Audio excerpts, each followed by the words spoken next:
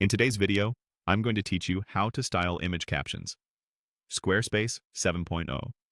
By the end, you'll know exactly where to adjust the typography and color that captions inherit and how to make those changes look consistent across your entire site. Start by opening your site and heading into the design area labeled Styles. This is your control center for global look and feel, and any changes you make here will cascade to image captions wherever they appear. Once you're in, open Fonts. In Squarespace 7.0, captions typically borrow traits from your site's type system, so this is the right place to dial in legibility and tone. Inside Fonts, go to the Heading group.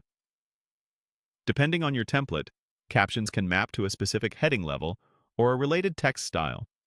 Expand the heading options and preview an image block with a caption on your page so you can see changes in real time. Adjust the font family to match your brand, then fine-tune size and weight so the caption is readable but not overpowering. If your headings are bold, consider a lighter weight for captions to create clear hierarchy. Nudge letter spacing and line height to keep multi-line captions comfortable, especially on mobile. Next, move to Colors. This is where you'll set the accent that captions often use for text color or links. Open your active